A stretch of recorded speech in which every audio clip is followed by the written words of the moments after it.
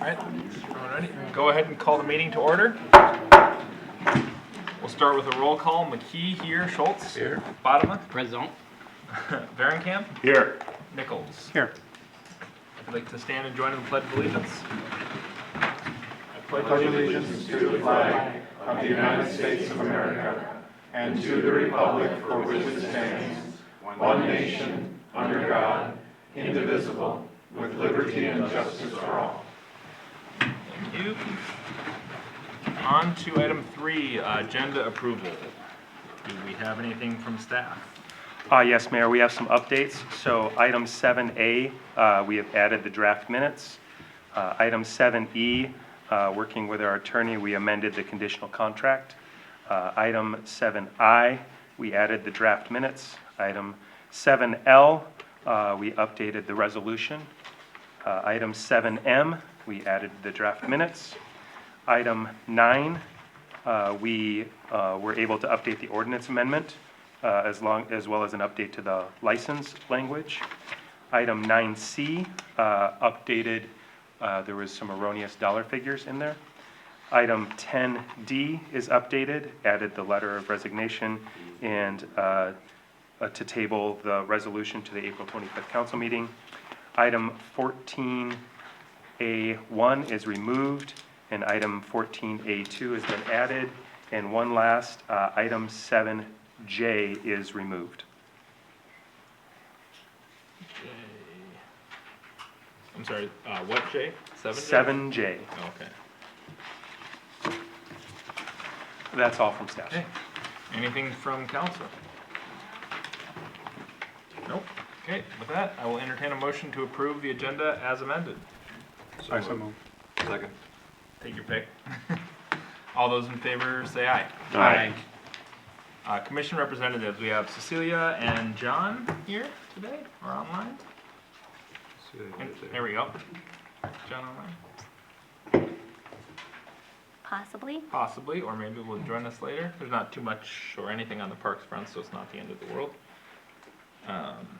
Okay, then we'll move on to open forum. And Jay, you can walk us through that. So ladies and gentlemen in the audience, you're welcome to step up to the microphone. If you'd like to share any thoughts, just state your name and your address and talk about anything that's not on the agenda for today. Mayor, we do have one comment card submitted from Ms. D. Sakura. Okay.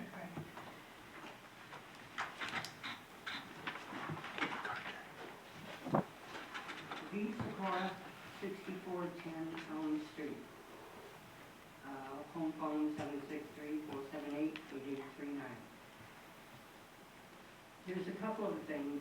One, I did not realize that we no longer can call in and then be part of the open forum. So I'll have to take you back to a comment on February 22nd when we noted Officer Zeke. There was a question by the council of somebody that said, well, do we really want to look at this anymore? When you look at the buildings from 47 and 101, we go north. Hackmore and 116, we go north. The necessity of a four-legged officer is a no-brainer. Houses are arm length apart. And he is our lead to protect our other offices. So that should stay with this city now that it's populated on that end. On March 14th, the county commissioner made a comment. I'm not sure how many caught it or how they looked at it, but he noted that Corcoran is landlocked. When you look at a map of Corcoran, it is. We have a few cut-through roads. We have a downtown area that has 2 different speed limits. If you're going home, you're not stopping. If you're on 101, you go to Maple Grove across the street. If you're on 55, you're going to Science, Loretto, and Rogers.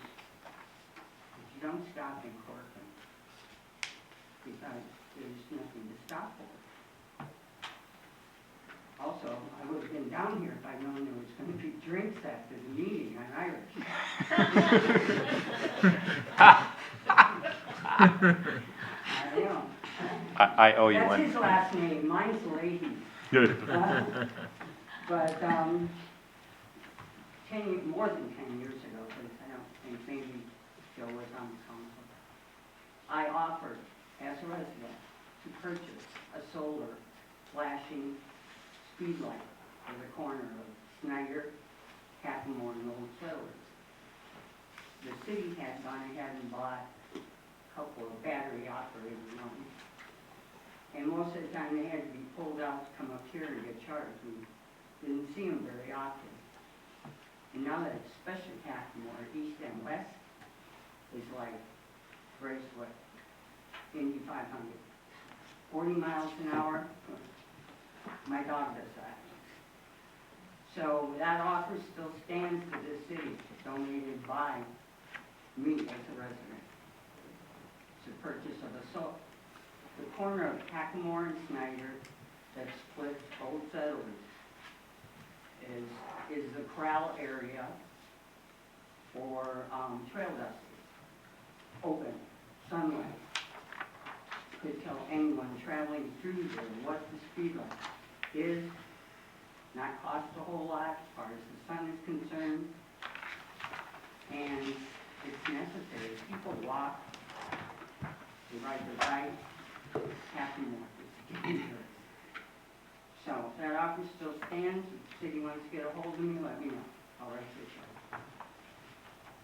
That and this city has to look at their hunting parameters, or where you think you can shoot, or maybe even the time of day, as the officers all know, because I am a constant caller. Namely because if you're shooting at something at 10 at night, you're poaching. You're not hunting. And this has never been addressed. It's been powdered and put aside. People bought the land to hunt on it. Well, guess what? A lot of those people are gone, and now you got side-by-side houses. And the law says 500 feet away from a residence, a shed, a corral. If we borrowed a drone from another city, and you ran it across that area, you'd have to go a long ways west before you would be legal to shoot a gun, because there's a residence right there. And one night, one of the officers was kind enough to come back to my house and stand on my deck, because they do the roads and they're diligent. But the 20 acres of wetland behind me, where you can walk in, or they can drive in, you can't see from the road. So he came back, stood on my deck, and went, wow. I went, yeah. And other people have called, and you'll get more calls. You know, I know, I've got 3 kids, they all went through the training here, they're all adults now, they hunt. And turkeys do not wear those headlamps in the trees. You know, neither do the deer as they're going through.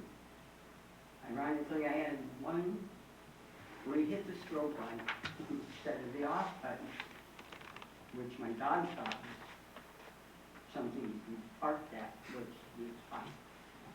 But anyway, that has to be looked at. You can't populate this whole edge of hundreds of houses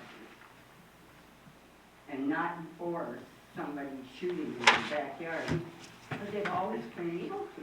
Motion to extend. Yep. Second. All those in So favor thank say you. aye. Aye. Very much. Thank you. Thank you, Dee. Appreciate you bringing that up. D, Yes, when's the last time you spoke to us? probably It's been a long time. December. Well, I didn't know that, I tried to call in, and I sat on the phone, and then that was it. We Thank you had, for- we had to Finally. discontinue it because some people were abusing the system with hopping on and doing some really inappropriate stuff on Zoom bombing meetings, Oh, unfortunately. well, I didn't see anything, I went back all the way to January's agenda meetings. Mhm. There was nothing that said you can't do this anymore. Yeah. or I wouldn't have been calling in. Gotcha. Thank you for coming in. Appreciate it. Thanks. And Dee, as a fellow Irishman, since you were at that meeting, I obviously owe you one. And I'll hold you to it. She will. Dee, you should know that we've been working as a subcommittee on a firearms ordinance in the city. So- Amendment, yeah. Amendment to the firearms, so. Yeah, I mean, hunt, that's fine. I think you would In the act, morning is poaching. I No. think you can hunt at night. Predators. Yeah. Varmint hunting. Yeah, Farming, that's what, you know, you wanna come and take out a few coyotes, you got plenty of coyotes in this city. We have enough, but as Alan said, we are It is in progress. looking at that ordinance and should be revising it, but I think the next step, we were gonna ask input for the council and then public input too, so. I think it's on the schedule to come back in front of council in Yeah. a few weeks. Yep, Well, it does say that, being our mistake, both say 500 feet. yep, yeah. And now you can't spit without hitting the house, 500 feet away. well said. Appreciate it. Okay, on to, is there anyone else for open forum? Nope. Then we will go on to presentations, and we have a presentation from Maria's Voice. Mayor and council, I'd like to invite Lissa and Angie up to the microphone. Thank you. So we actually have one more Irish woman in the room, so. Good. Ordinary. So thank you so much for inviting us to speak here tonight. I am Lissa Weinel, and I am the co-founder of Maria's Voice, along with my husband, Bill Pugh, and he is at another meeting tonight, so he sends you his apologies. And this is Angie Bodema, who is our program manager for Maria's Voice. So we're going to be talking to you tonight about some ideas that we have for domestic violence prevention education and working with the city of Corcoran. So thank you for hearing us out. If you just want to go back 1 second, our daughter, the person you see, that beautiful woman you see over there on the slide on the right with her cute dog Rocky. Unfortunately, our daughter was murdered by her husband in Maple Grove in 2020. And after that, really, as you can imagine, a heartbreaking loss, my husband Bill and I realized that we really knew absolutely, totally nothing about the signs of domestic violence, other than like bruises and broken bones, which some of us think is domestic violence, and of course it is, but Maria did not have any of those. So we had a really experienced and skilled domestic abuser with our daughter, and we couldn't realize it. We just couldn't even recognize it. Then we learned that the vast majority of our community, our neighbors, our friends, our coworkers, they also cannot name or identify the signs of domestic violence. So we decided that we were going to do something about that in Maria's Voice. And as Bill said, Maria would be just so proud of us if we could save just one family, just one person from the devastation of domestic violence. So we founded the Prevention Network to bring domestic violence prevention education to groups of employees like those who work for the city of Corcoran. So this year, we're excited because we have a federal grant, and it's called the Community Project Fund, which allows us to bring this education to your employees free, no charge, because it's paid for by the grant. But before we tell you about that, can we just tell you a little bit about Maria's Voice, what we do, and what prevention education can do to kind of put a safety zone, this, you know, the arms of safety around your employees, your neighbors, your coworkers, your friends, people who go to book club with you, the police, and people who are really treasured in your community that you all interact with every day. So you want to go to the next slide, that'd be great. I'll tell you a little bit about our mission, and that's obviously to prevent domestic violence. We're actually going to prevent domestic violence. So when we know how to name something, when we know how to correctly name and identify a behavior, that behavior can be avoided. Or a person can safely exit an abusive relationship before violence occurs or before it escalates. And this is actually a public health model, and it's called primary prevention. And it works in lots and lots of other areas of domestic violence, of issues within our country. Our long-term vision, and we maybe might not see this in my lifetime, but we're gonna see it in some people's lifetime. Our long-term vision is to end domestic violence. It's a chosen behavior, and that behavior can be ended. We do that because we have a value, our values are optimism. Despite what happened, we remain extremely optimistic. Look at all the people in this room who can help us do something really good, right? That's something to be really optimistic about. We honor the voices and the experience of everyone who's been victimized, men and women. We educate the community to be aware of domestic violence. And at the same time, we encourage those we educate to take a safe action, should that be needed by someone that they could reach a hand out to and help. And why do we do this? If we can have the next slide. We do this because this problem is just really escalating all over the United States. There's a lot of reason for that, the growth of the problem, but most of it is real honestly because a lot of us just can't recognize the signs. What's going on until you get into a relationship and you are trapped. The second thing is the topic of domestic violence has been really hidden. It's been silent for generations within our country. And third of all, those people who are victimized feel shamed and they're trapped with nobody to turn to who really understands what's happening in their life. That happened to Maria, and it happens to millions of people who are victimized every year. They may not be killed, of course, but they are trapped in their homes in a situation they cannot get out of. The effect on the economy, wow, and the workforce is massive. 8 million paid days of work are lost every year by people who cannot show up to work due to domestic violence. Maybe people on your staff, or people that you know, or people who sit next to you at church, or people who are unable to pay their bills because they can't go to work because of domestic violence. 1 in 3 times a police officer, our friends over here, knock on a door is for a domestic dispute, the most dangerous call they can go on. And those numbers hold for almost any community. Edina, South Minneapolis, those numbers hold, probably in Corcoran as well.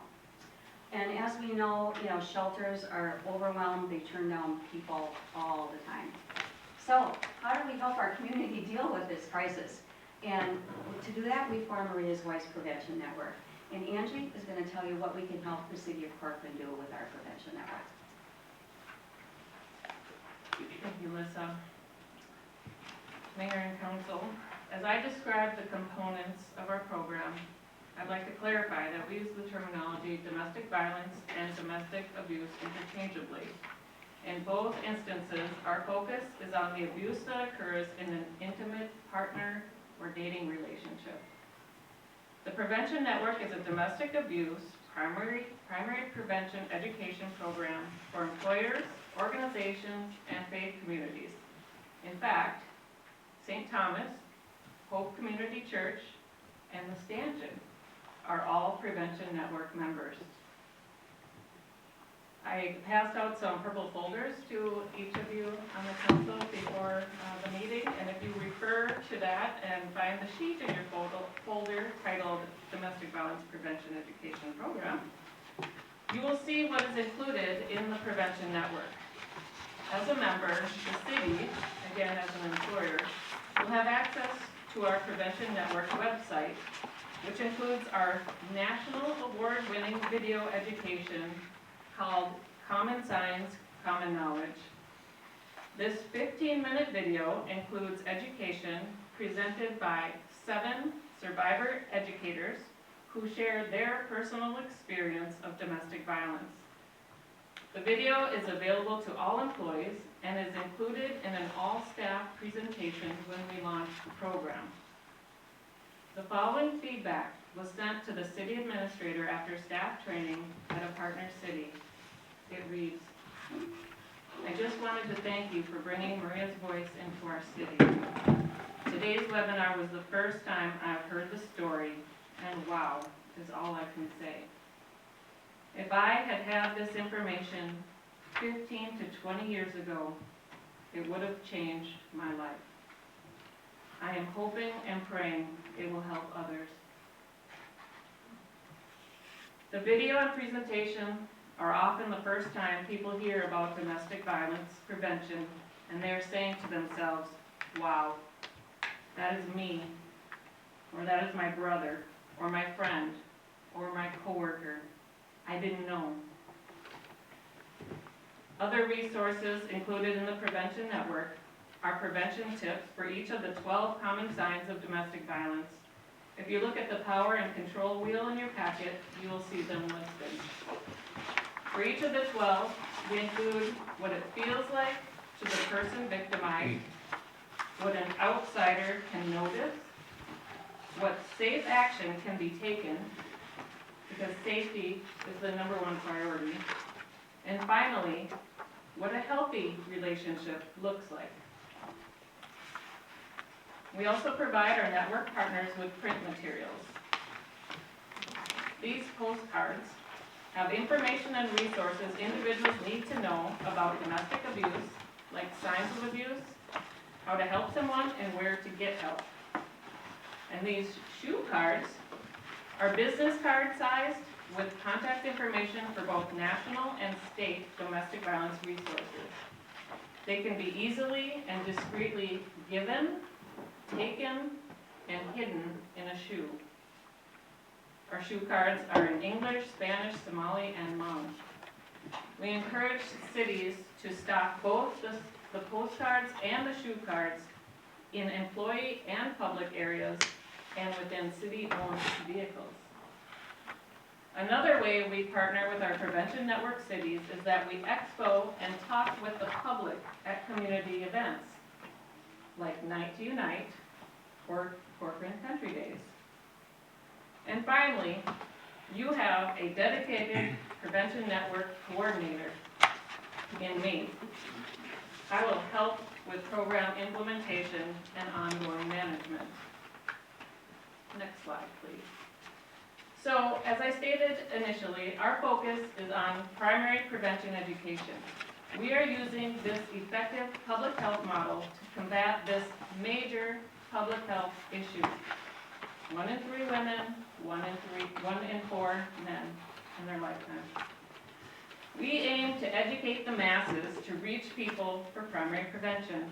If you think about illness, injury, or disease, primary prevention is focused on avoiding a disease or condition entirely. We are not a shelter, we are not a resource line, we do not provide direct victim support. We educate community-wide to make common signs of abuse, common knowledge, and teach people safe actions to take if they notice those signs in their own or another person's life. The same way people know the common signs of a stroke or a heart attack and know what to do when they see or experience them. When we educate just one person, we have the opportunity to reach at least 8 other people each day, at least. The educated person has the potential to observe, ask questions, and share information that could be potentially life-saving for each of those individuals. That's 8 people, 365 days a year. And each of those 8 people has the ability to impact another 8. It's exponential. And if you think about the staff roles and interactions they have day in and day out in the city, the potential impact within the community is incredible. This is how we are making a difference in saving lives. So why should Corcoran join the Prevention Network? First, it is free to the city as the cost is covered by the grant. It will be an additional component to the city's other health and wellness benefits. And together, they promote a workplace culture of safety, health, and wellness. It's a benefit for all employees, full-time, part-time, seasonal, everyone. And you're reinvesting in our core assets, the employees and citizens of Corcoran, and creating a safety zone that extends around our community. Our ask is for the City of Corcoran to join the Prevention Network and make this prevention education part of the employee offerings. Again, the grant allows us to bring this education to your employees free of charge. I don't know if this is a council decision or a J decision, but either way, we look forward to working together. We are here to help in the next steps in partnering with the city of Corcoran to prevent domestic abuse. Thank you. Lisa and I are available to answer any questions. Thank you. Any questions, Ms. Conlon? Do you roll this out to companies too? Is that? and- Yes, we do. Yes, we have, we do and we have. Basically, you know, public health model is to reach as many people as possible. So our first foray was into cities because in a lot of cities, you're the largest employer. It may not be true in Corcoran, but it is true in a lot of other cities. But yes, we do with employers as well. And it is on a fee-pay basis for employers. Okay. And it's quite reasonable. So if you are interested, Alan, please get a hold of us. Okay, thank you. Yeah. Do you work in schools? We do not, we work with the school district, Osseo Maple Grove School District, but we work with the staff. So we don't, the education is intended for adults. And with staff being mandatory reporters, we really felt that was the best way to work with, work with an age group where our information is age appropriate. So it's not for students, but it's for staff and teachers. We do have a program for kids though, and gosh, I'd be remiss if I didn't show this. Can I do this for 1 second here? If you could come up to the mic too, so we catch it all on the Yeah. meeting. Oh, I'm sorry. No, that'd be great. What we do for kids is we have a program called the Rocky School, and Rocky was Maria's dog. So we've incorporated Maria's dog into our prevention information for children, and it's a series of color books. They're in English and Spanish. We give them away at events along with crayons, and it helps children choose healthy and positive behaviors under times of stress. So what do you do when you have a tough decision to make? You know, like to be bullied or to not be a friend to someone or exclude someone? Follow Rocky. Rocky has a good way for you to be a good friend. So this is what we do for kids, and we give it away at events. Kids love them.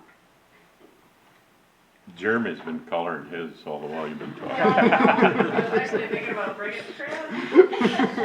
You're never I won't say no. You know I was gonna get you again. again. Where are your crayons, by the way? I might have one All or right. two. That's the most expensive part of giving them away is the darn crayon. It's like a, $1.30 a pack for 8. Yeah. You know, we were giving a pack of 4, but, there's no black in a pack of 4. So now all of a sudden Rocky is blue, and this is gone. Thank you guys very much. Red dog. Thank you. Appreciate it. Great Thank you job. very much. We Thank really you for what you appreciate do. it. Yeah, so Absolutely. should we contact Jay to? Yeah, we can have Jay follow up with you and figure out kind of. We've already had a staff, for council's awareness, we've already had a staff briefing with Angie previously in which we were just kicking the tires about this as an idea. That's what generated asking them to come and present this. And I think you'd be remiss if you didn't plug an event that's coming through Corcoran. Oh, Yeah, don't miss that opportunity as you got the public paying attention. okay. It's in the back of my thing. We actually have our very first bike run fundraiser, Maria's Voice Wings Ride for Maria's Voice, and it's a motorcycle run. We're starting in Eden Prairie. It's June 22nd. We invite everybody to come and join us. And it starts in Eden Prairie at Wild Prairie Harley, and it's gonna go through Mayor and Knucklehead. And we're coming through and stopping at the stanchion. So that'll be good fun, and we invite everybody to come on out, and then we'll leave there and go to the Osseo Maple Grove weekend.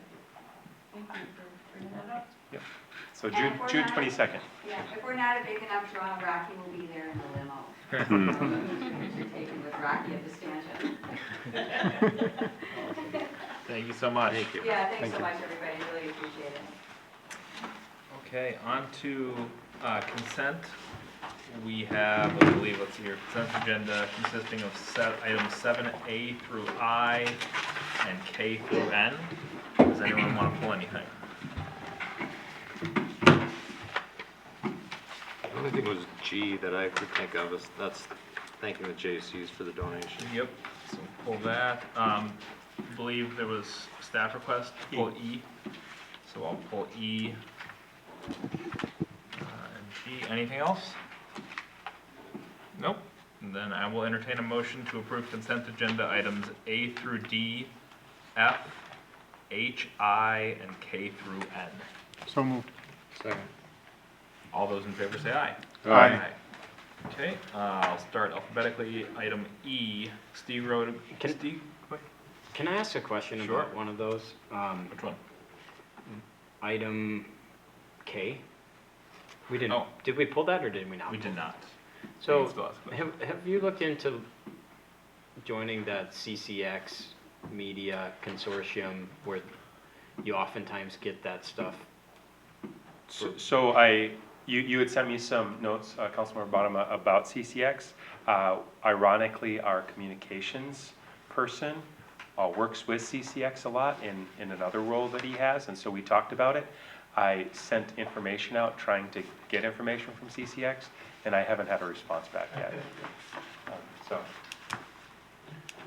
Okay, What you were saying, some of that equipment they provide sometimes? yeah, because it's a consortium, media consortium, and part of that is they negotiate with cable companies and Mhm. various different things. Gotcha. Part of it is they get some equipment Gotcha. from the cable companies, Makes et sense. cetera. Yeah, I haven't heard of anyone joining them recently, but I was trying to look earlier too to see if, like, who to reach about. There's like 11 Acquiring. cities. Yeah. Okay. Pretty big.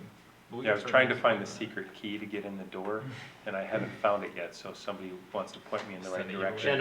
Yeah, nobody picks up their phone anymore. Let me see, since it was my idea, it wasn't mine. I brought it to, Yeah. I know some people that do it and that are part of it. I can call them and ask them why your phone call is not being returned.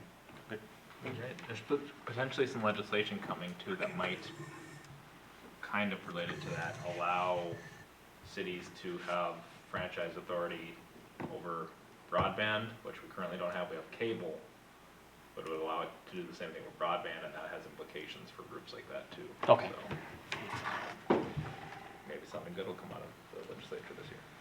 And I would say, if you did notice, we elected to just go with the primary conference room, the large one, and not the smaller ones, because we looked at some alternatives, and we decided that the technology that we have on the computers is sufficient for the smaller ones for how infrequently we use it, but we really need it for our larger meetings in which a lot of people are dialing in daily. Makes sense. Okay. I'll entertain a motion to approve. Oh, no, we already did that one. Already approved it. Yep. So 7E, Steve Road Improvements Bid Award. Kevin, you had some items you wanted to discuss? Yeah, thank you. So we had a conditional approval in here for recommendation based on receipt of cash funds from the developer as well as easement acquisition, and we just want to add one additional condition that the city attorney caught some contract language modifications for the geotechnical quote. So I would just add an addition, or ask and recommend an additional conditional approval to basically iron out the language modifications with the low bid geotechnical contractor. Okay. And was that change, was that in the printouts that we got? The change, no, the language is related to some indemnification tweaks in the language of it's in the Hago geotechnical quote. So, we didn't call them out. They're related to indemnification and some liability limits essentially. So, unless there's further discussion on this one, I'll make a motion to approve 7E and with any necessary changes. Giving the attorney to Yep. modify the language. Correct, that's what I. Second. Second, any further discussion? All those in favor say aye. Aye. Okay. And then, 7G. Alan, do you want to do the honors on it? Sure. I'd just like to thank the Northwest Area J.C.'s for their financial donation to the Parks and Trails Tree Giveaway Program. It's been a great program for our community, help beautify our city, so thank you very much for doing that. Well said. Does anyone here have a tree from the Corcoran giveaway? I This know- will be my first Want year to. getting one. Oh, yeah, nice. They're always out when I look. I'm too slow most years. Yeah, Yeah. so, yeah, so it's awesome. I didn't know that there'd be that many people. It's kind of Tom's baby, and I think, Not me, Tom Anderson. yeah, Tom Anderson. So, I know JC's funded, I think he's like the heart and soul of it, so thank you, Tom. Make a motion to approve 7G. Second. Take your pick. All those in favor say aye. Aye. No planning business today, so we have, we're going to 9 unfinished business. We do have a public comment opportunity here. I will pencil in for items 9A, B, and C. Oh, I'm sorry, for B and C, 9A is a public hearing. So for B and C. Anyone on B and C? Nope, otherwise we will go into 9A and I will go ahead and open the public hearing. Does anyone like to speak? So Mayor, this is just cleaning up the things that we discussed after the 3 presentations that we had at our last. Wait, do we need to close the public hearing? I will shortly. And so that's all it was. It was update to the ordinance Okay. and update to our license application to align with what we had discussed at the last council meeting. Perfect. And no one wants to speak on this item? Nope. Okay, then I will go ahead and make the motion to, or entertain a motion to close the public hearing. So moved. Second. Any further discussion? All those in favor say aye. Aye. Okay, then the item itself, any discussion on that? Did we get the bids? Sorry. I'm still waiting for the bids. I have not gotten them back yet. Okay. Which I think we can make a motion without that, and then kind of contingent on that. Any questions or discussion on that? Do we have to approve it again later, or can we just authorize I think we can them authorize to make a it. decision?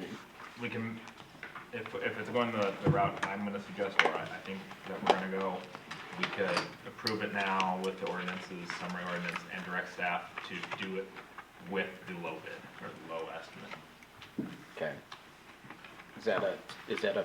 Are you making the motion and I'll second it? Sure, I will make the motion for You just- adopting ordinance 2024-520 and summary ordinance 521 and directing staff as I just explained. I just seconded. Perfect. Any further discussion? All those in favor say aye. Aye. Given the length and headache that item has been historically, I'm glad we're flying through that one. I would share, I was at a meeting today with city administrators from Ramsey County and Dakota County and Carver County, and they were all expressing that they were glad that Hennepin was leading the way to figure out the headaches before it came their way. And I said, just wait, it's coming. They want to So- trade spots. So glad they're leading the way. Yeah. Can we send the bill to Hennepin County for every nickel that we spend on this thing, since it's their Well, program? we are getting some grant money. We'll be receiving SCORE funding that we don't have the bids yet, so I can't say exactly how much, but it's possible that it might defray the overall cost of the offsite drop site. But if not, we could explore What's that. score funding? It's just what they call their grant program for this. Well, guess who funds the grants in Hennepin County? Fair, Everybody in the western side of Hennepin Fair. County. but better than the mandate and no grant opportunity. Would we have to buy disposable or compostable bags for the drop site? No. So we do not have to buy them, and Michelle and I have been exploring different alternatives based on what we'll see for the cost of the offsite drop site. We've seen a model where the city is supplying them at no cost in several cities. If we have enough money and remaining SCORE funding, we'd probably come forward with a recommendation for that. But we'll see how that balances out. We don't know yet what the net's going to be from the SCORE funding and the cost. And just one more question, I don't want to unbury a dead rabbit, but the cost going into our recycling fund and doing all of this stuff, is there a way to reimburse those people that have been charged? Not that I'm aware of, Okay, because it's a private transaction between a public entity and a private citizen, and we have no idea what the scope of that would be at this point, in terms of overall cost. So It'd be tough, I think, with It just would be gun very trafficking difficult. going It'd be forward. It'd be significant. It'd be 20, if all the customers have been charged, you're talking $20,000. score funding is not going to be that. I'm just, is there a way that the private entity, the Republic, that just went by the lay of the law, period, if we make, no, never mind. It's like Obamacare. I'll retract. They forced you to do a private I understand. I do think we should maybe though, and maybe staff has a plan for this, following up with haulers. I don't know, I'm sure council, whoever your guys' hauler are, can provide their bills to make sure that we make these changes and that organics fee isn't still on there the same, that they take it off promptly and don't continue to charge. Probably the simplest way for us to do that would be to put a notice on our website that if anybody's continuing to be billed, to contact us and we could help them Yeah. iron that out. That'd Okay. be good. I like that. We can always provide a list of the other licensed haulers in the city. We have plans for that too. Mr. Mayor, members of council, just to weigh in on that last item, what the council should remember is with this model, with setting up the site and removing the requirement that haulers offer the services, it's still sort of a free market consideration. The haulers could still offer it if they want to. They're no longer mandated to, but if they have any takers, then everybody on their list is going to get charged for it. That's a mandate of state law. So right So now, it'd be letting people know that you can leave them and so what do your one of the organic thing. changes we made to the application was to make sure that there's an inclusion of a checkbox to note whether or not organics is part of the operation. That way, the city can steer those that don't want that to the providers that don't offer it. So it may involve some changing of services for certain people if they're getting charged for it. But it is something that the providers still can charge for if they choose to offer organics. I'll talk And we to can't staff and stop see them how- from I'll let you charging guys for know it. how it goes. Yeah, which of these places are gonna stop charging something that they have full with rights within the law to charge? Depends if it costs customers. It's an economic And choice. Yeah, but Interesting, businesses don't make decisions based on what will lose them the most money. It's, Not a good ones anyway. yeah, And the thing that's crazy about this, you look back to the days we all got recycled bins. We were automatically charged whether you recycled or not. It's almost the same way. This isn't new, it's just aggravating. I mean, Challenge is it's this a- rots in your garage. Yeah, it's the same as what we did. I used to recycle, collect the cans, the kids would run them to the wherever and get however much a pound. Yep. And you still got charged for recycling, so it just, yeah, but who has a can recycling center at their house? So we all have the ability to organic recycle at our own house. agree with that. I And so, agree, I like, just, There is a problem with, like, I do my own organic recycling. you and me. But I don't do my own aluminum cans, like, we don't melt them down and make new aluminum cans at my house. Yeah. So there's, not yet, yes. One thing you might recall the lady from Hennepin County said is that organics includes paper waste, paper towels and whatnot. It's worth noting, it's crude, but in some European countries and other places, you also recycle toilet paper. I know. And so Let's not go there. that's coming someday. That'll be fun. Enough to deal with that. Why doesn't Hennepin County start that? Don't give them ideas. program? Don't give them ideas No. yet. They're so good Next at subject. everything else. All right, Uh, on to We digress. 9B, which is the ALPR camera You discussion. unburied the rabbit. I know I did. Thank you, Mr. Mayor and Council. So you'll recall, it was a strategic goal by the council to look into the ALPR cameras in 23 and 24. We've done some legwork, and primarily led by Sergeant Eckenberg and Detective Tim Spellacy, to really kind of look into it, vet some options, and make sure that we're taking a measured approach to see how these could impact our community and hopefully improve safety. So we did find we believe from staff level as well that there is some benefit to the community in pursuing these. And ultimately tonight we'll be looking for council direction on whether or not to proceed with the camera. So I'll turn it over to Detective Spellacy. He has some comments and some responses to some of the questions that came out of the work session to provide you guys with some more information. Sure. Good evening, council members. So as Chief Gottschalk said, we did answer some of those questions back from, I believe it was the February meeting, and provided that information to you, including the contract which was vetted with our city attorney, which Flock agreed to. Pretty much the same map that we had before. We included a draft policy as well as a citizen input letter in that packet. Would you want to go over anything specifically, or?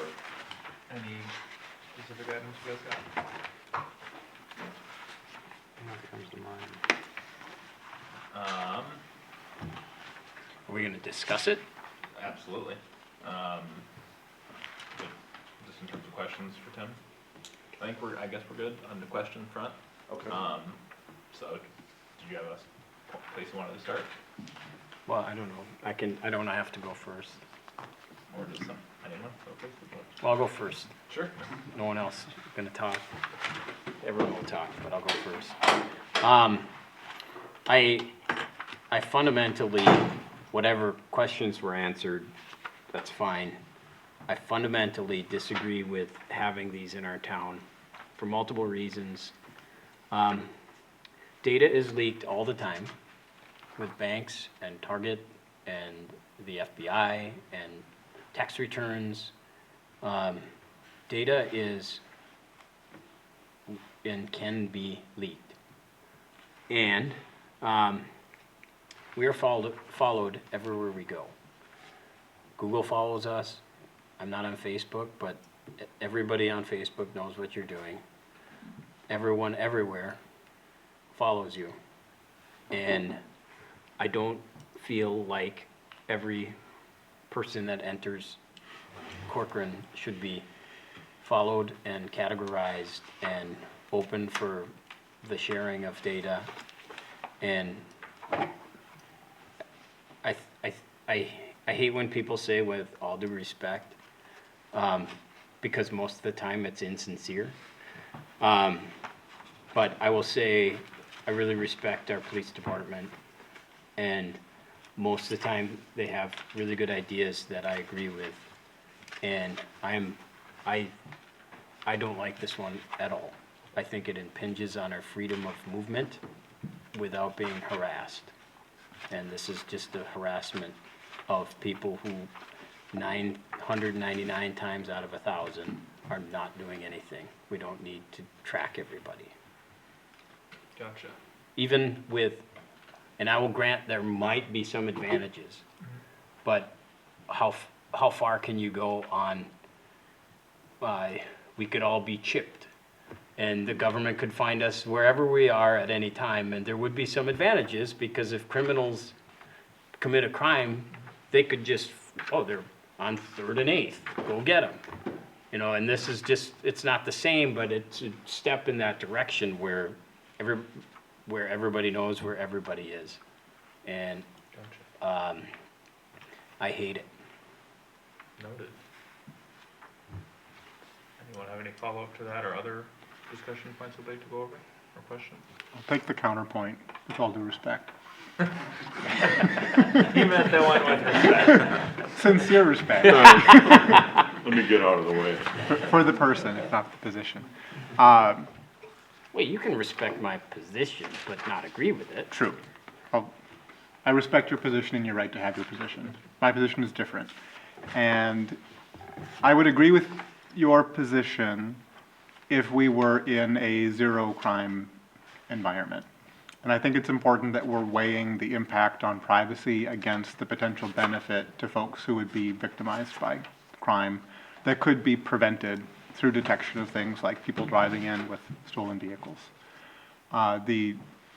the net impact on privacy from Corcoran installing 9 to maybe someday 20 or 30 cameras, I think is relatively minor compared to the phones that we all carry with us and the surveillance that our vehicles do on us individually with OnStar and so on. I don't feel like we are, through the collection of license plate images for 30-day periods that are not categorizing who is driving the vehicle, just that the vehicle was at a particular location, I don't feel there's a huge privacy burden placed on people driving into Corcoran through that policy. And I think because of the prevalence of those cameras in private locations and in other cities, them being in Corcoran, again, is not a significant increase. The benefit that we could attain from having that technology here, in my neighborhood, we've had a number of break-ins or attempted break-ins, people being assaulted by folks who have stolen cars, driven into Corcoran to commit crimes. If those folks could be detected on their way in and interdicted, there is a chance that we could reduce reduce the impact on those who are suffering from those situations. It seems to happen every summer. I know the mayor had a car stolen out in front of his home not too long ago. Folks on my block have had similar things happen. So because of that potential benefit being more significant to me than the privacy impact, I feel like it's a prudent policy for us to adopt as a city.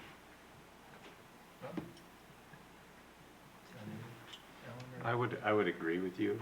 I mean, there's protections for your personal identifiable information with these things. They're not doing facial recognition technology. It's geared to license plates, which are public information already. The police already have access to every bit of information on a license plate that comes through. Anyway, this is just giving them the ability to detect a vehicle that may be stolen or wanted with that license plate is coming into our city. And I think it is a very good measure of protection given the current legal environment we have right now with our prosecutors in Hennepin County. People are getting discharged, they're stealing vehicles, they're using those vehicles to commit other crimes. If we can keep them out of our city, I think that's a good thing. Dean, did you have anything? Some of the data is what's driving me crazy. Okay. When the folks were here, they made comments about they had no data privacy issues, they had none of these things, they don't, and I'm sitting here listening to us and other members of the public here in town making comments that why ALPR cameras? Is it because neighboring communities do the same cameras and we can tap into their data?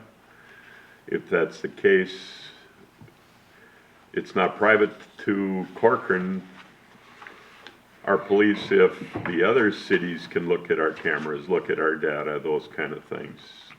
Am I making sense of what I'm doing? It's not private, it's not just ours. We can use other areas. It's in the report here, and 32 agencies in Minnesota use these guys. I don't think Medina uses it. They're actually determining locations where they're gonna put theirs. They have not signed their contract yet, but they are in. But that's different than that they're being utilized, including Medina. It's not active in Medina yet, correct? So I mean, just some of those things, I'm hesitant. I agree with what everybody's saying. I'm already tracked. Right now, every Monday, when I go to leave my home at 3:30 in the afternoon, where does the phone ask me to go? I always go to the stanchion to check on an old friend, and it tells me, stanchion on the map. So phones are already tracking us. All of this stuff is already there. I understand the comments about this is just a license plate reader and such. The thing that I'm debating or thinking of, where's this money coming from? I think you stated in here. I can answer that. And then is this money, I'm flip-flopping between this and K-9. We talk K-9 at our next meeting. Yeah. The cost of K-9, the cost of this, So we do received. we how much afford in both? state public safety Can we money? afford both? Yeah, so I can speak to a couple of those. So really, this isn't new information for the police department, it's really acts as a force multiplier.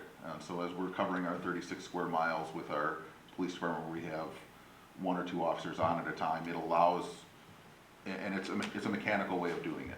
And the reason that we brought the policy forward and made sure, brought that in front of council along with how does it work and an introduction to the company was to understand, are the mechanics of how this works the right way and the right fit for the community? And is this acting as a force multiplier?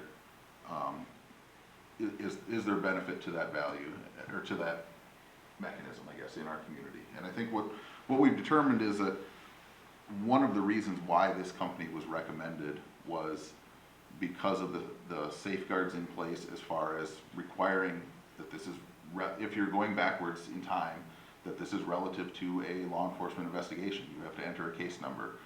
We, by state statute, have to audit the use of this system. And as we look at those protections, not all systems operate that way. We have assurances written in the contract that they aren't going to monetize our data. As far as access to our data or our access to other cities' data, that happens through agreement, generally for investigative purposes. It's not automatically an open door. Generally, those are agencies that will mutually agree to share that data for criminal investigations, and they're still held to entering the same case number or the same criminal justice requirements as law enforcement agencies would share that data with each other if they had it. So as far as collecting more data, the officers receive the same license plate information that they would had they run the plate and been behind the vehicle.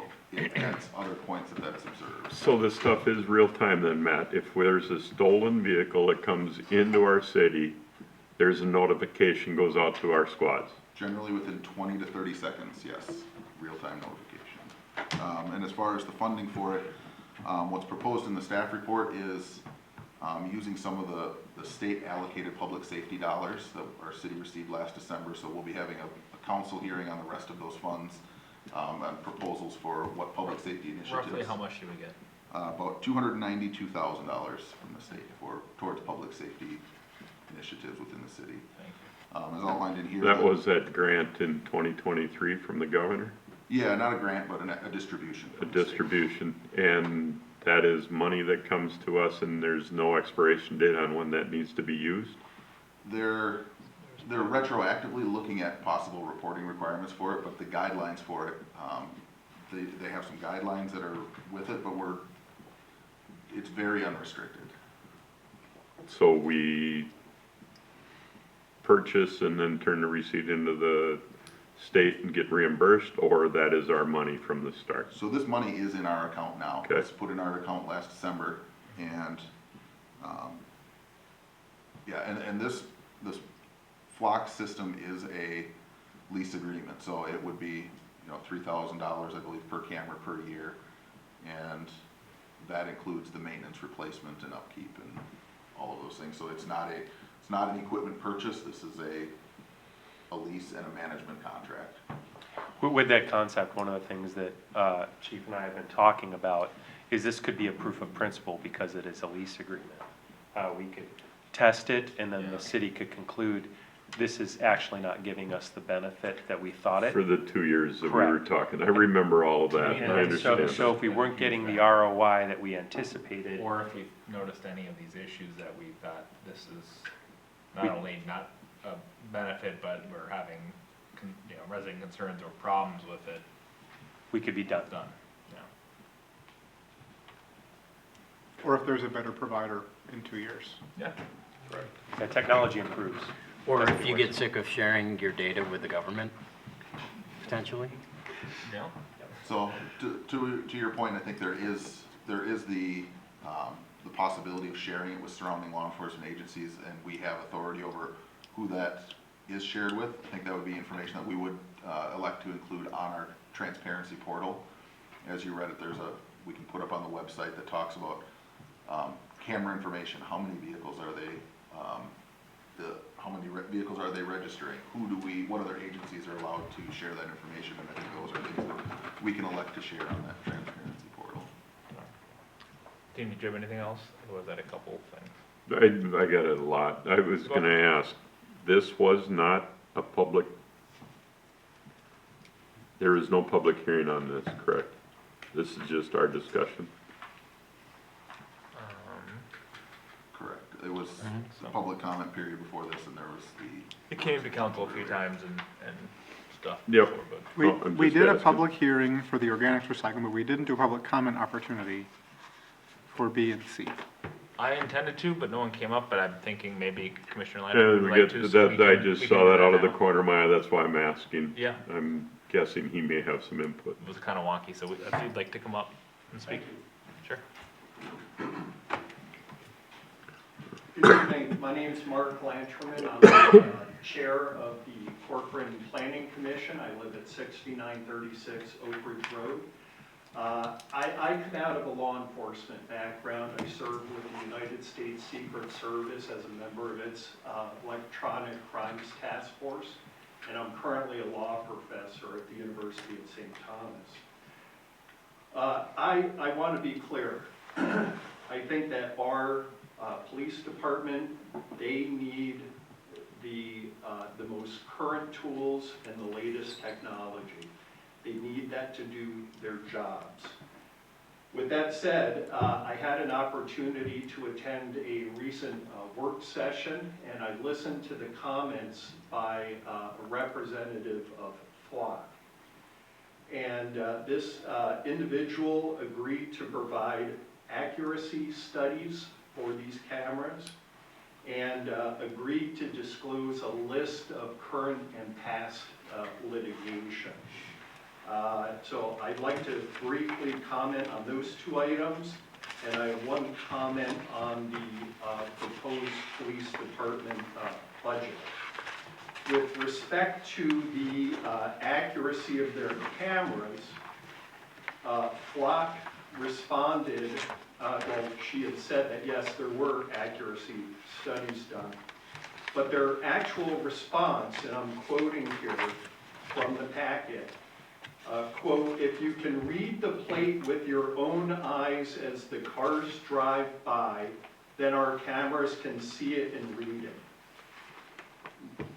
It's not an accuracy study. And the reason why I ask about the accuracy studies is because Flock, as I've shared with council and staff, Flock has been sued many, many, many times for false stops based on inaccurate camera readings. And, you know, I note here it says staff found several court cases. I did too.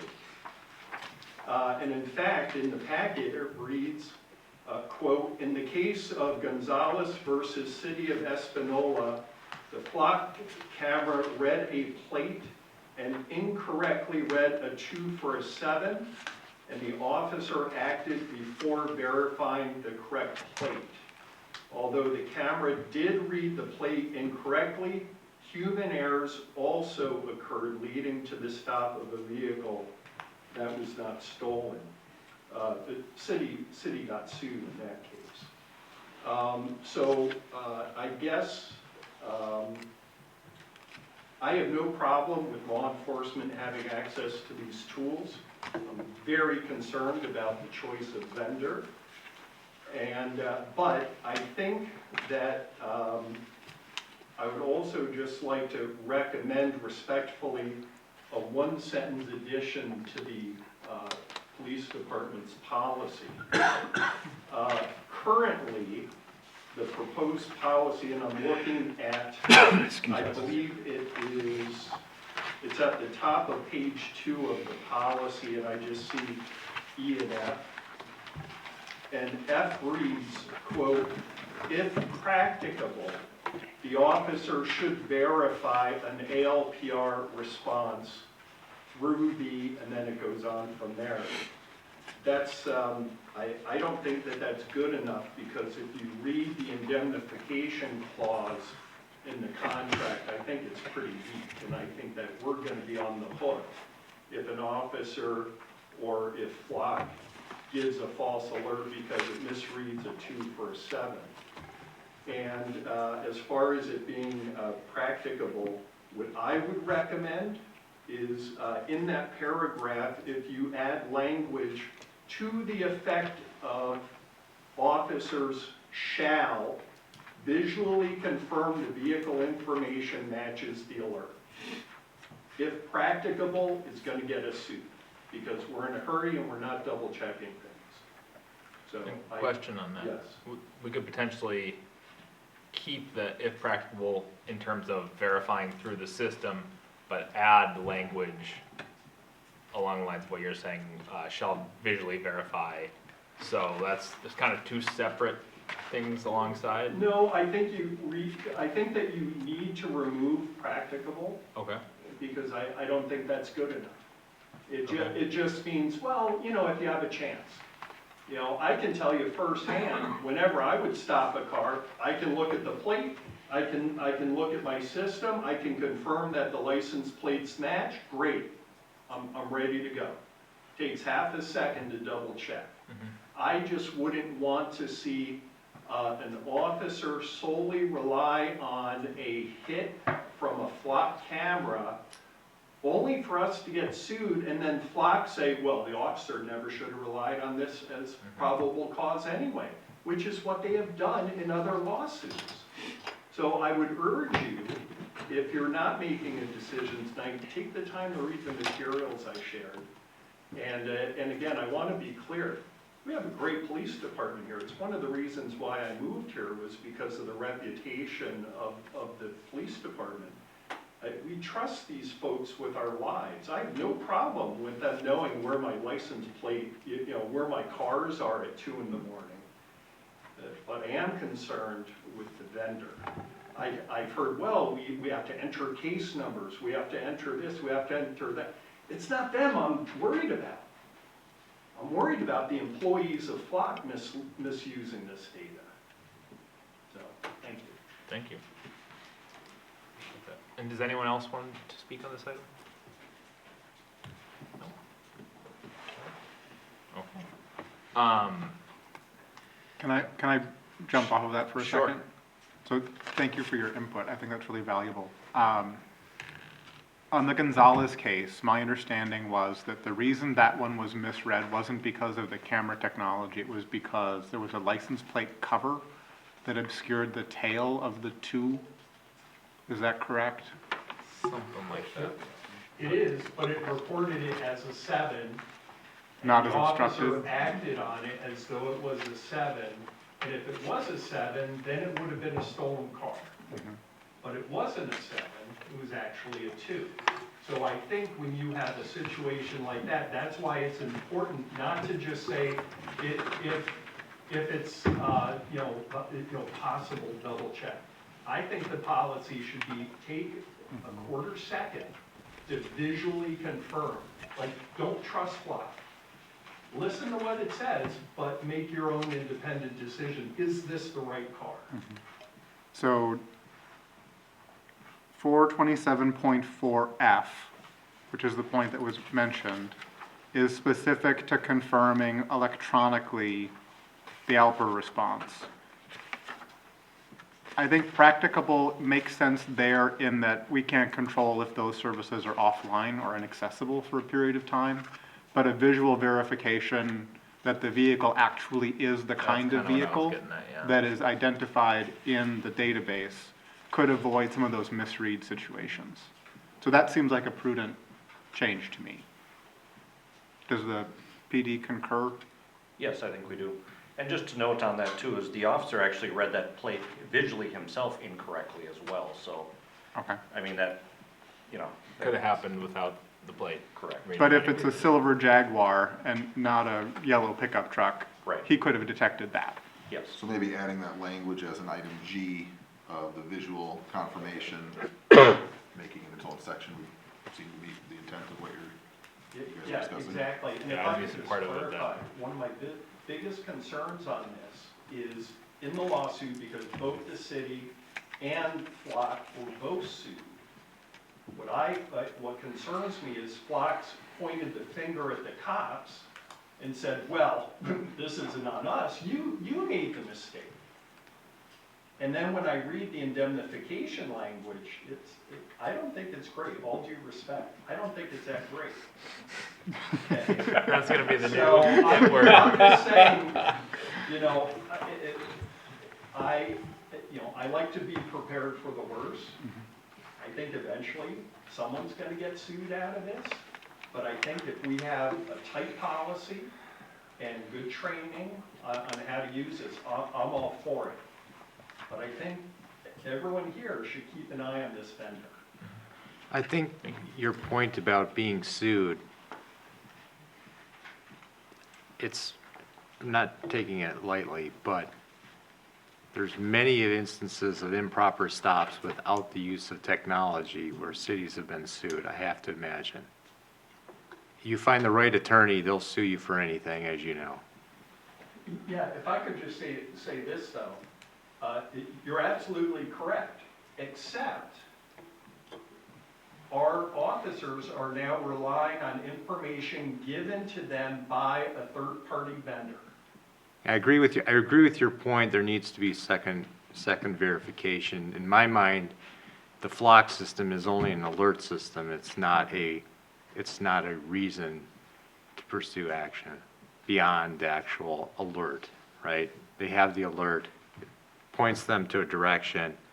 When they make the stop, I have to imagine you're not making a stop purely on an alert. You're going to check the license plate at the same time through your actual system that you already currently have through the state, right? Right. So as we in Minnesota, you know, we're looking at the conditions for a stop. It's when there's reasonable suspicion to believe that criminal activity is occurring, the officer stop. If there's any indication that things are not aligning with that suspected criminal activity, that investigatory stop is, you have to cease and immediately quit those actions, and if it's not as it seems to be based on what you've learned at that point. So it would be inappropriate for an officer to, for instance, get a hit from a flock camera, stop the car, arrest the driver, take him to jail, and that's the end of it. There would have to be the independent verification that, hey, this is, you know, we're verifying that this vehicle is what flock has purported it to be. We're checking the license plate or VIN or, you know, the other verification. So to your point, it is used like a pointer system to alert officers to potential conduct that needs to be actually investigated. Is it fair to say on a standard traffic, any type of traffic stop, the officer doesn't just pull the car over and get out and walk up to the door? They run the plate before they leave their vehicle? Generally speaking. Or before the stop is even initiated. Yeah, I mean, like the system that we have, you've got to enter in the plate, like to make the stop, and that entry is like usually done like based off of what I see.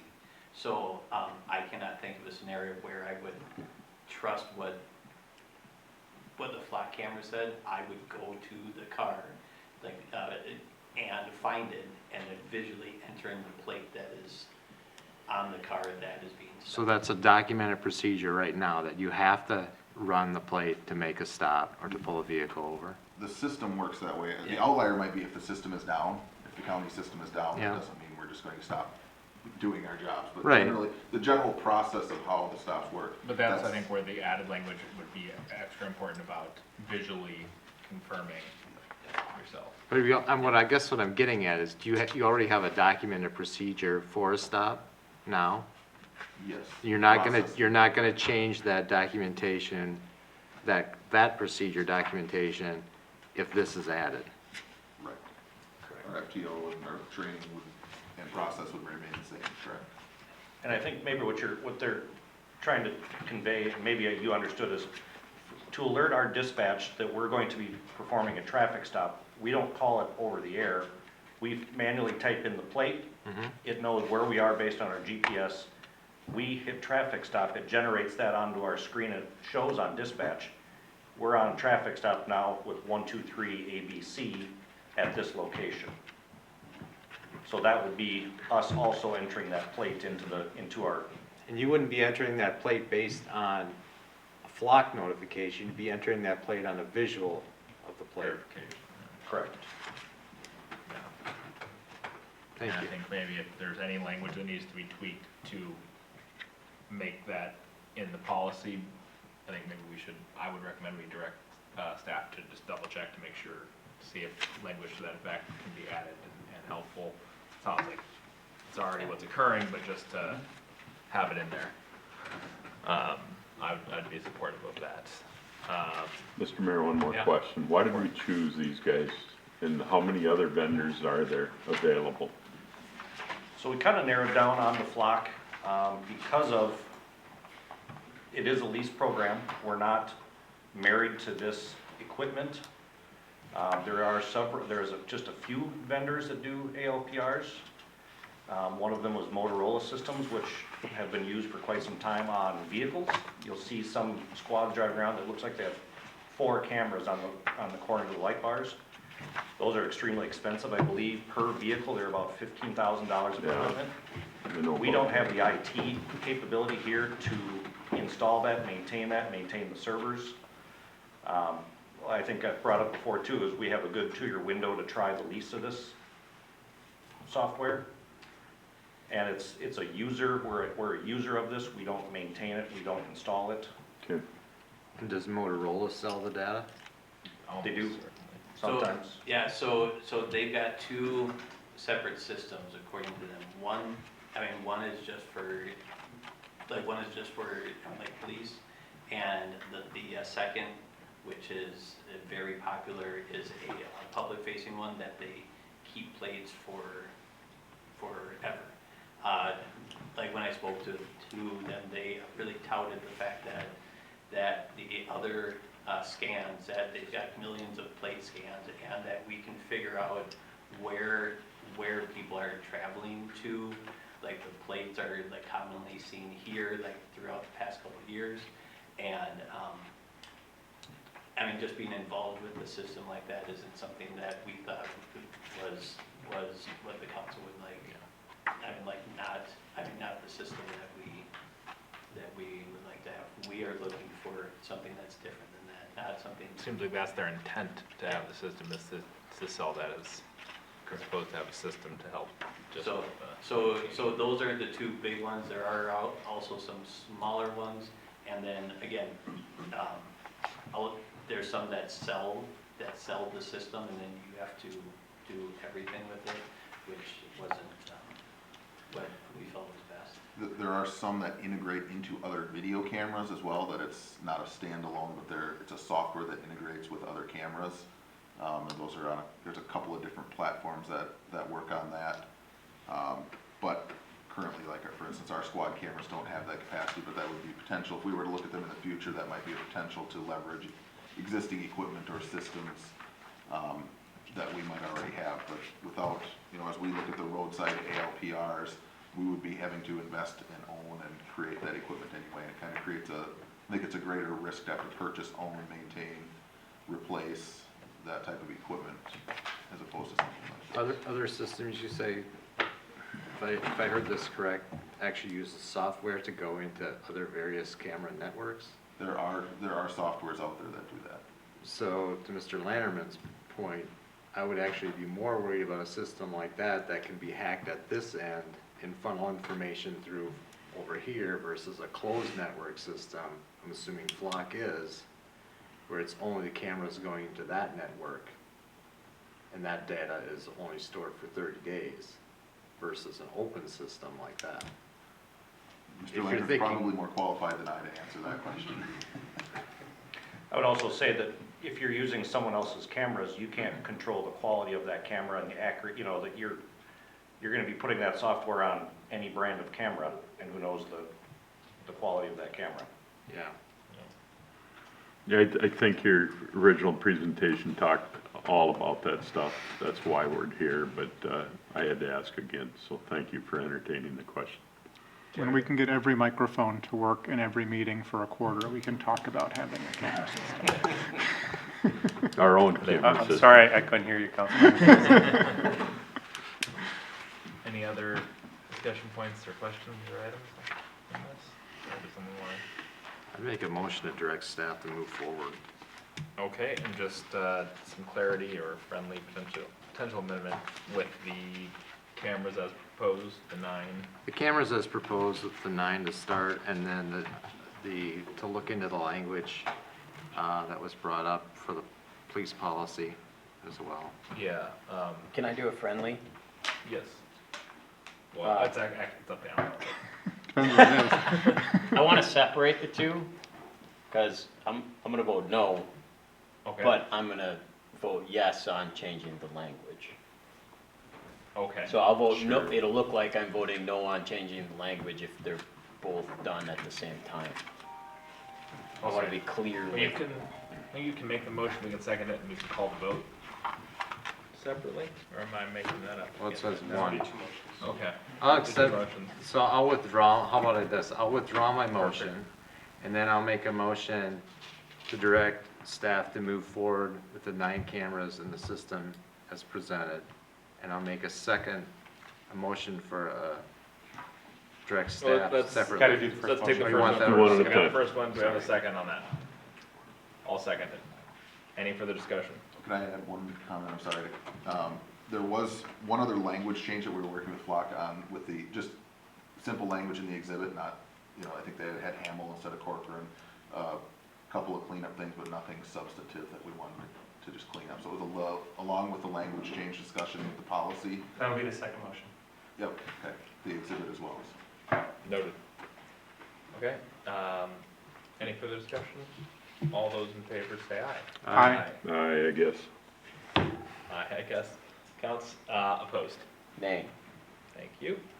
And then the second motion, Alan, if you'd want to make it on directing staff to bring back or draft the language in the policy, and the PD policy regarding visual verification and things we discussed. I can make the motion, or And you the said other. it so well, you can just make it. I'll make that motion. I'll second it. There we So, go. Can I clarify, was it to bring it back, or are we, or should we make the changes? And so Do you think there- you have a good understanding of what we're saying? Yeah, I think we have a good understanding if you're comfortable with that. There isn't any requirement for council to approve this policy.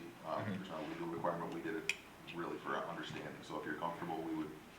I'm comfortable, and then if you could just let us know when it's done, and I can just take a look at it, and if we have an issue, we'll ask to bring it back. But I think, so I'll make a motion to just go ahead and proceed to draft that language and make the corrections that you were talking about as well. I'll second that. Any further discussion? All those in favor say aye. Aye. Opposed? I think it was unanimous. I didn't see your mouth move, so I wasn't sure. Thank you. Yeah, if I voted nay on that. Thank it'd you be for a the information you jerk provided. move. To make us separate it and then Yeah. also vote nay. Well, Can I, it's late to the party, but I want to add something to the council meeting. I want to talk for 2 or 3 minutes about that. Okay, I will make a motion to amend the agenda to add an item, council, well, actually, you wanted, We you could do want it to do it during under council 12. reports? Just do Yep. it under council Okay, reports Yes. under well, 12. during council reports, Councilor Bottomall will have a report, and so I'll just leave it as is. Okay. Okay, on to 9C, which is water tower logo. So Mayor and Council, when we last met on March 28th, the next day, I made a trek down to Austin, Minnesota to the Spam Museum. If you haven't been there, I would have to highly recommend it. But if you recall, our discussion on the 28th was regarding a water tower, and I was traveling with an Army buddy of mine, and we were talking about the water tower when he pointed out, hey, as we're driving through Lakeville, that one looks a lot like the one you were describing. And so in your packet, I pulled over and I took a picture of it because we were having a hard time visualizing. There was discussion on what the details of the water tower would be lost. And so I took an average distance of what it would be if you were coming on 30 or 116, westbound, or not 116, on 30, whether you're eastbound or westbound. And that's basically in the packet what it would look like. And I was surprised. It looked nice. It looked clear. And council had directed us to go forward what was called Explore the Monochrome or Black logo. And we did not have that, and so we worked in order to get that converted. And when it converted, it's not clear what it was. It looks like a snail, it could be an octopus, it looks like a lot of different things, but it certainly doesn't represent the community in the way that we intended. And the way that we intended is, this is consequential branding for the community. That's why we even went out and established a new logo, because we wanted to make sure what we were putting could be visually representative of what the community stands for. And so what I submitted is, I don't know that the monochrome black achieves that objective. And because of what I discovered on my trek back from Austin, I do believe that demonstrates that the logo that we have actually does represent the community quite well. And the other thing that I wanted to point out is there've been some questions about funding. Our water project right now is sufficiently funded. In fact, Kevin's stewardship of this project, we've had several instances in which our bids have come in under projected cost, and so there's been cost savings. And so we originally had projected $25,000 to do this portion of the project. It would only cost $28,000 in order to do this consequential branding strategy. We had proposed consideration of 3, 2, or 1 logos. And what I'd understood, because of the vantage points that you have, no one can see it from the north, and it will be a long time in development before anyone will see it from the north. And so what I proposed in the staff action was the southeast and the southwest that are the most visible off 116 and on 30 east and westbound. And so I asked council to consider, rather than the monochrome logo that we explored for you, to instead go ahead and to allow staff to go forward with this consequential branding of the color logo that I think will be beneficial to the community until it needs to be replaced 20 years from now. Based on the hideousness of the black logo, I'll make a motion to move forward with the colored logo. Second. Even though it wasn't on my Second, before he preferred changes his list. mind. Fair enough. We have a motion, do we have a second? Yes. Aaron, Councilor Nichols, second. Any further discussion? Yes. My biggest thing was the 25 grand was the budget. 3,000 over is acceptable. Thank you for correcting the data. It was 28,000 per, but you got her down to 28,000 for 2. I'm all for it with a 10% override on this specific thing. But the savings that have been found by Kevin and team and everyone, makes all the sense in the world. But yes, that is a hideous looking logo, monochrome. Who suggested that, by the way? That was my third choice. Born of all of us. Got a jab. With all due Jeremy. respect, Got a I jab, Jeremy. don't want to answer that question. Okay, motion and a second, that was discussion, so all those in favor say aye. Aye. Well done. Thank you for adopting my first forgot motion me. 2 weeks later. Sorry, no, first, I'm sorry, so we had 4 I ayes cede opposed, my vote to the majority. so aye. Yes, but Okay, 5 it's a ayes. procedural aye. Procedural aye, I don't know if we mark those, but if we do, so Because noted. you're colorblind, is that what it was? No, because you don't want me picking out anything artistic. Oh, I did all right. learn that he owns 44 suits that are all the same. All the same color. 32 shirts and 45 shirts. Thank you. All right, on to new business. Let's see here, we have public comment opportunity for items 10A, B, C, and D. So if anyone would like to speak on those, please come on up. Otherwise, we'll go into item 10A. No? Okay, we'll go into item 10A. Give me one moment here. Item 10A is a summary of the April 4th City Council closed session as required by state statute. City Council held a closed session pursuant to Minnesota Statute 13D.05 subdivision 3A as part of its April 4th, 2024 meeting to discuss the performance of the Administrative Services Director. The City Council concluded that several performance deficiencies existed and directed staff on follow-up. And then we will move on to item 10B, which is considering taking employment action.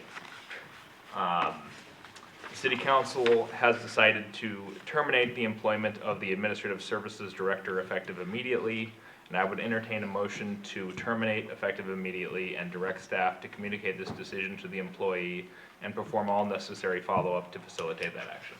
So moved. Second. Any discussion? All those in favor say aye. Aye. Thank you. Item 10C is the position classification and compensation study. Jay, did you have anything you wanted to say on this one, or? We've discussed this. The thing that I would say is when we did the cultural assessment, I had shared with council then that I'd already in my time here gotten a clear understanding that I thought that this would be necessary.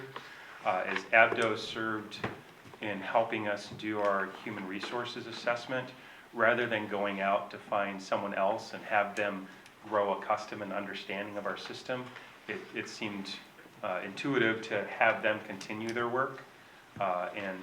One thing that would be different, I've talked with other city administrators about ways that they've done compensation and classification studies. This is from the ground up, and part of the reason I'm recommending that is because as a changing organization, we don't want to build on what has been. We want to capture what we need today and for tomorrow. As I've done other comp and class studies in other cities, there's also the potential of the perspective that we pay attention to certain positions to the detriment of other positions. And by doing a holistic look from the ground up, everybody's getting a clear look, and that's the most equitable way for us to do this. Any questions for Jay? Okay. If there's no questions or discussion, I will entertain a motion to approve Abdo's proposal and authorize staff to continue and make the organizational changes as suggested by the results. So moved. Second. Any discussion? All those in favor say aye. Aye.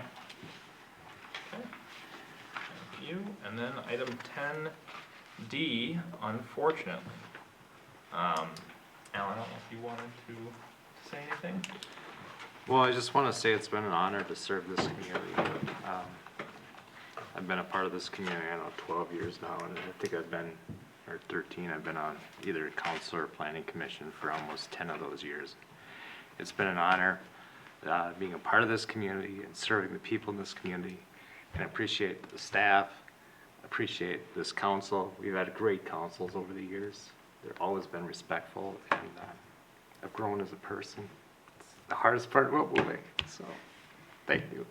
Thank you, and thank you for all you've done for the city, and you will be missed, and I hope you come back and visit us. Oh, I will. We'll definitely stay in touch.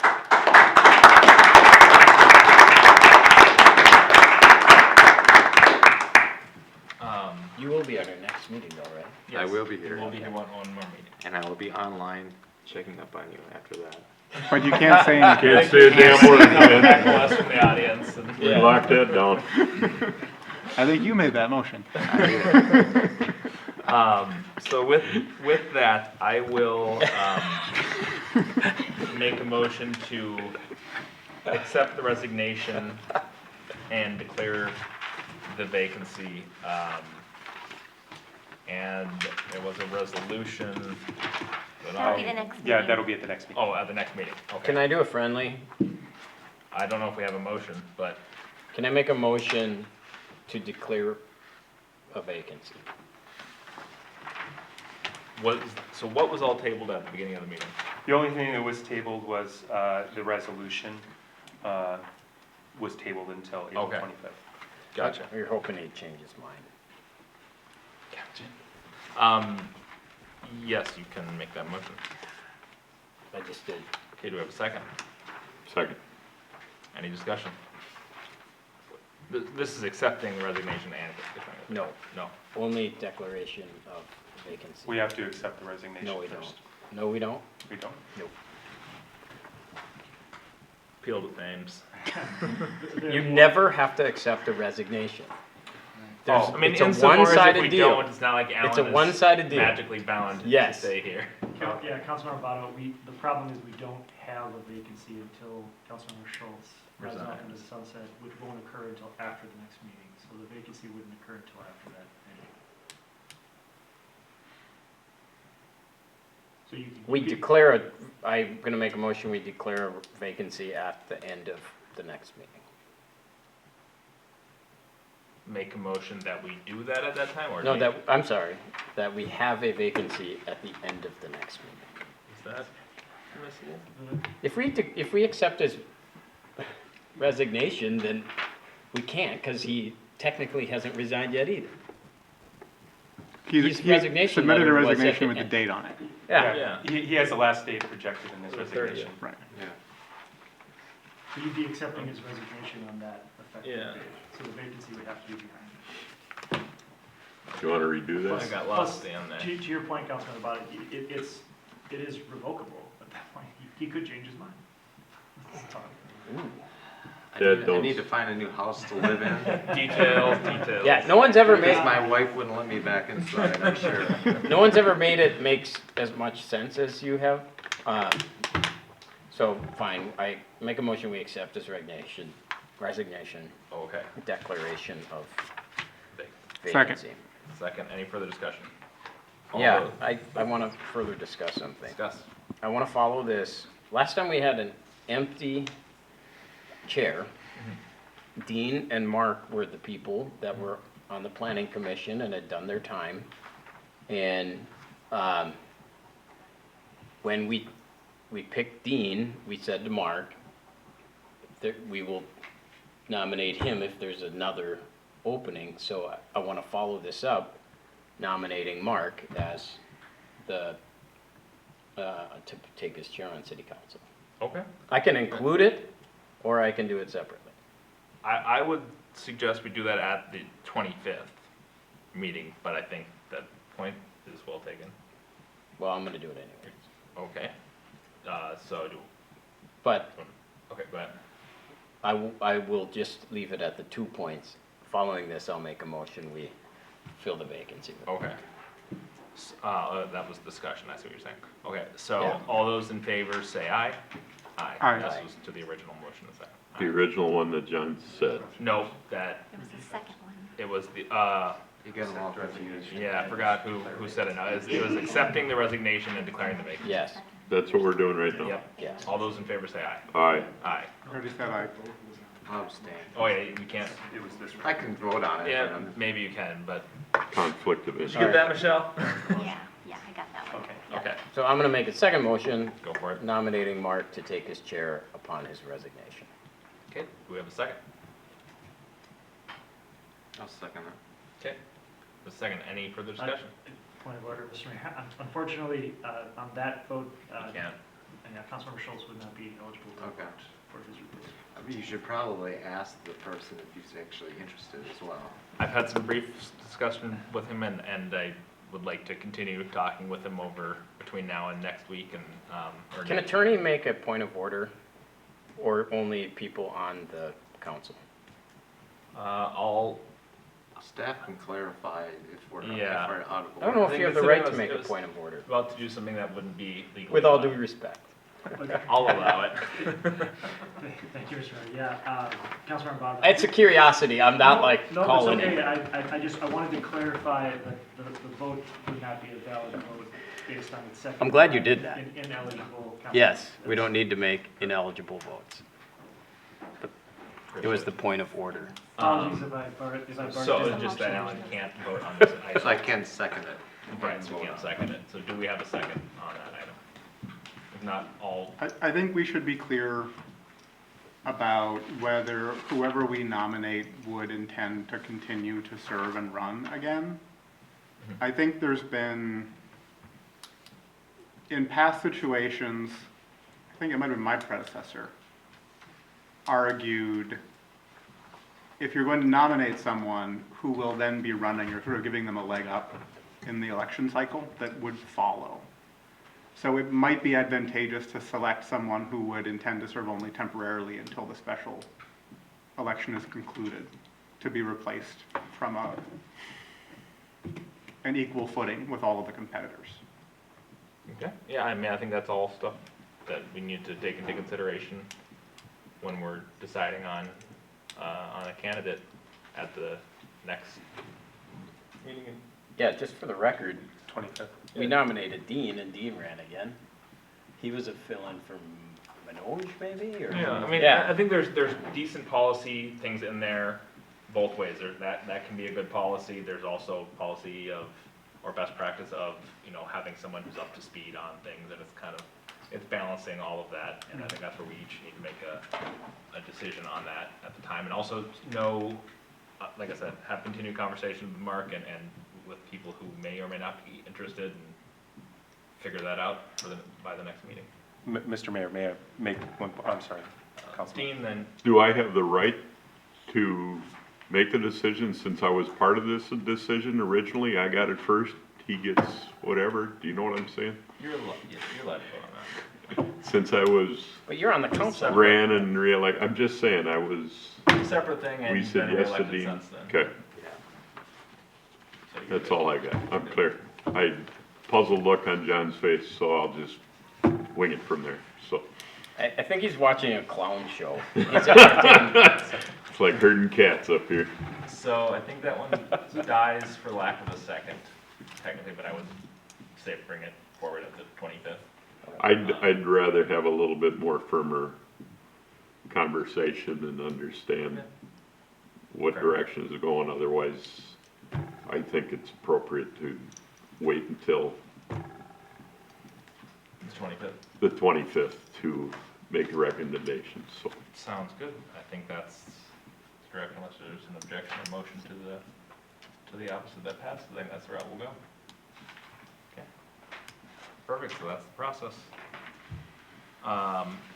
Beyond that, we are reaching. Do I get to make my council report? Yes, of course. Okay. Before we do that, Mayor, could I inject just for good news under 11 for staff reports? If I could throw just an update. I believe council's aware, but I wanted to make those who are watching aware that we had a conversation about an equity report back in January. And I had the opportunity over the last week and a half to learn a lot about our equity reporting system because there were some problems with the submission of it. And so I had to make sure that the information was updated. And what I actually discovered as we were going through it, once we got the data aligned and all correctly reported, is Corcoran actually passed the equity report outright. So what was previously discussed was we didn't, but we passed the T-test, which is the subtest. So we overall passed. But once we got the data in correctly, actually with our 26 positions that get filed in that report, we passed outright. And I just thought that was important to put out there because there were some questions raised about how the information was put in. I learned a lot about it. If anybody has any questions about our state equity report, I'd be happy to discuss them with you because I learned a ton this week.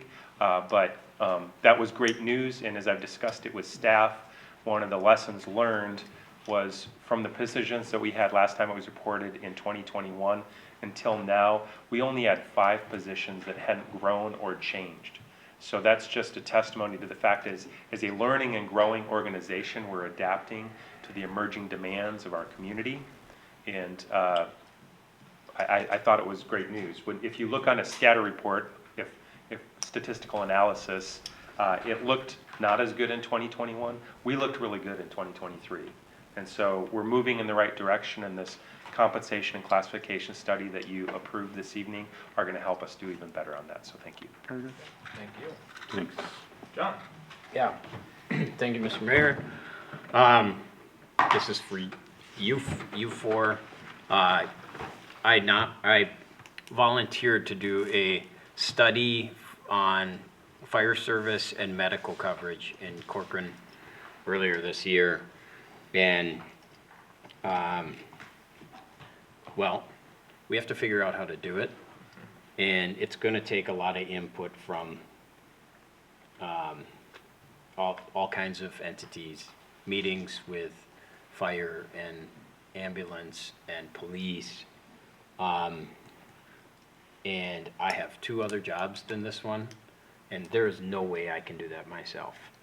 So I think we gotta, as a group, do it or hire someone to help us get data on how to get medical coverage, especially with all the old people coming. And fire coverage, because we don't have enough coverage. Well, we may or may not, but we should set some parameters on what the expectations are and how to cover and who does what. Okay. How about this? I don't mean to cut you off. No, that's fine. I was making a joke about all the old people coming. That's true. But it is true. There's a lot. Since we've kind of been on a subcommittee kind of adjacent to this with fire stuff before, you and I, maybe you, me, and Matt, and whoever else, and Jay. Ryan was involved. And Ryan or whoever would be appropriate and willing, meet and kind of start figuring out some of that and look at, do we need to hire someone to do that study? Do we need just a subcommittee to take some of the workload off of you? Do we split that up between me and staff and you, or just to figure that out? Or if we need to bring it back to council for something further. Yeah, is that a question? Yeah. Yeah. Does that work out for you? Yeah, I would love it. I need the help. Perfect. Let's. Mayor, we'll get something on the calendar and figure out what works with everybody in order to sit down and have that discussion. Do you want to do it, or do you think Ryan should do it? We can talk with Jay afterwards. We've had Okay. a couple different conversations on it, so we're open to either way, I think. Sounds good. Fair Just enough. Let us know. Perfect. Anything else yet? No, that's it. Awesome. Okay, with that, we have city council schedules in there. Busy and subject to change, but planning on there for the next couple meetings. And with that, the city council is going into closed session to consider an offer for real estate. Under the authority of Minnesota Statute 13D.05 Subdivision 3C3, the city is permitted to close a meeting to consider offers and counteroffers for the purchase or sale of real or personal property. The city council is going into closed session to consider an offer for real estate. The following properties are the subject of the closed meeting. PID 2411923330001.